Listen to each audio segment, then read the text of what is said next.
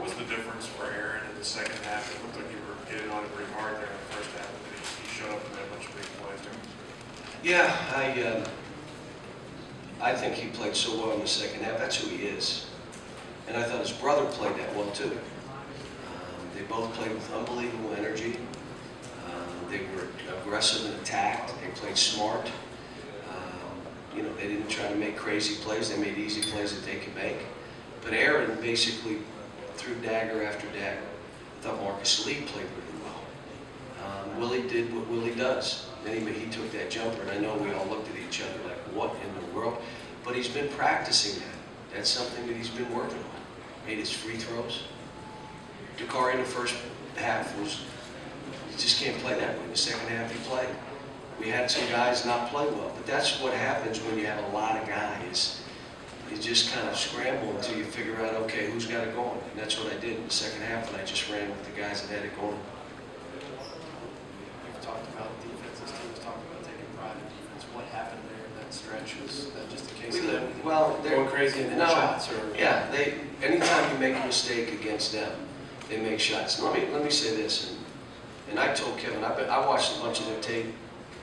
The job he's done with that young team is phenomenal. Each time down the floor against a normal defense, we're like not normal. Like we're like ridiculously fighting, scratching, and every play, every pass. A normal team, they get a good shot off every time. And they may not make them all, but they get them off. Against a team like us, anytime we had a breakdown, anytime we ran into a screen, anytime we didn't find a shooter in transition, they made them. Or at least, let's say, 70%. They didn't miss many of those. But I told him after the game, what a job he's doing with that team. They're playing exactly how they have to win. It's a good game for us. John, on the time and score, why was Willie's shot good and when Dakari's was not good? His was good because it went in. I tell guys on plays like that, you wouldn't shoot a ball like that, you better make it. Dakari shot a fadeaway, and Dakari, they had 3 blocks and they were all Dakari shots. He's still turning into the defense and shooting the ball in front of the guy. Like, you can't shoot, you got it. If you're going to your left, you got to shoot it here. If you're going to your right, you got to shoot it here. You can't turn, and that's what he keeps doing. But he made free throws. He did some good stuff. Like I said, we'll learn from this. We didn't offensive rebound this team. They rebounded with us. But it was a good win. I mean, I'm happy. Did they try to take the 3 away from you a little more than some teams have? And then what did you think they did with Devin defensively? They didn't do anything. He wasn't, you know. Did they try to take the 3 away? I know we only took 6. We made 4. I don't know, but I know this, we were posting the ball, and we missed a bunch of bunnies in there. And what they said was, let's see if we can play them one-to-one in the post. I would say if a team does that to us, I'm happy, but we missed a ton of those. And balls ripped from us a little bit. Hey, John, Dakari's first half issues mainly defensive stuff. I think I saw Wasn't ready to play. Okay. He wasn't in the frame of mind you have to be to play. The energy wasn't there. Shots blocked again. You know, everybody's going crazy on defense and he's standing there. Boom, you're out. Second half, he went in and did it. Aaron was kind of the same way. I said, I'm not settling for that. Look, I have a vision of each of these kids, the best version of themselves. But they have to play extremely hard. They've got to play with unbelievable energy and some emotion. And they all know the plays that we're trying to get them to make. And they're capable of doing it, you know, but they're not machines, they're not computers. But I'm not, you know, I'm not backing up. I know what these guys are capable of, and I'm holding them to that standard. How important was that stretch by Marcus when he scored those 6 straight points and sort of brought you guys back to life at a time when you needed it? Yeah, he was terrific. I thought he did well. My staff kept saying to me, you know, hey, now what I was afraid of at the end of the game was they were going to foul him. And I didn't want to put him on the foul line. I said, look, your free throw shooting is 100 times better, but I don't want to put you in this position. I'm not going to do that to you. And that's why I didn't put him in at the end. John, can you talk about the play of Carl and what hope he gets from a game like this? Again, you know, by the end of the season, I want Carl to be the best big man in the country. That he plays pick and roll as good as any big man. See, if you can't play pick and roll, you understand that next level is you got an issue. I want him to be someone that when you watch him, he's unbelievable in pick and roll. That if you don't double team him in the post, he'll score. That he'll get, if he doesn't score, he's going to get you to foul. He's not playing that way right now. A guy that there's times we can put him in pick and slide him to the elbows and let him shoot some jumpers. And then, again, he had 7 blocks today. Go rebound that ball. Go block shots. Go do those things offensively. Fly.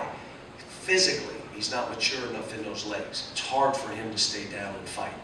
He wants to do it upper body. Well, he's 18, 19 years old. That's why. But my vision is, by the end of the year, he is the best big guy in the country. Cal, did Dominique have any sort of setback there? No, the game was just, again, I don't want to put guys in positions where, you know, they could cost us a game when I'm the one that's not giving them the experience. So the game got tight, and I just went with the rotation to win the game. Now, what do you think of Riley and Chance? And did All they? played well. Played well. They shot well. They weren't afraid. I mean, they had 16 turnovers, but, you know, they were fighting the whole game. They never quit playing. I mean, there was no, until the horn went off, they did not quit.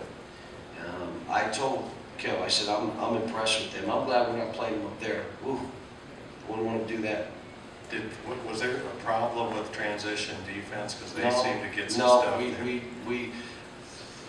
we missed some matchups, but it's really hard when guys are running to the three-point line. And they were running everybody to the three-point line. We had some miscommunication. I'll watch the tape, but again, you have to understand, we guarded today. We guarded. They made some tough threes. Any mistakes we made, they made us pay. But I liked our effort. I liked our energy.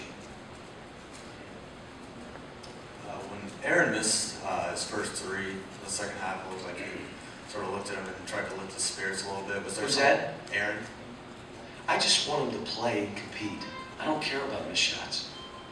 They do. So the whole team, they miss a play. There's some other guys today couldn't make plays, and then they just melted because they're so into offense. Just play hard. Just attack the basket. Make the plays you can make. 1 dribble pull-ups. You can't be guarded. Make threes if they're there. Defend, dive, run. Don't stop playing and get beat on a backdoor. Shot goes up. Don't look at the ball. Block out your man. All things that they're capable of doing. He's as good as any player in the country when he's playing the way he played today in that second half. Was there something specific that you said to him during halftime? I told him I love him. Back here, what, if anything, does having the best record after 100 games mean to you back here, way in the back? It means we've had 19 draft picks. It means we've had a team full of draft picks now. That I've had the best players in the country here the last 5 years, and I've going on 6 years. And they've accepted being coached. They accepted each other. Selfless kind of kids. You know, our 3 pillars: industriousness, work. Work. When you look at my guys, they understand how to work when they leave us. See, it's not just saying words like we're this. No, this is what we're about. Servant leadership, which means they're great teammates. They understand. We get them to the second pillar. And the third pillar, kind heart. So you look at John Wall, you look at Nerlens Noel, you look at DeMarcus Cousins, you look at all these kids, Patrick Patterson. You're talking about kids that leave us, that understand how to work, that understand what leadership is, servant leadership. And they also understand what it means to have a kind heart, care about other people, to make time for somebody that you just made their month. We got a great group of kids that have been here. Let's go. Thanks, guys.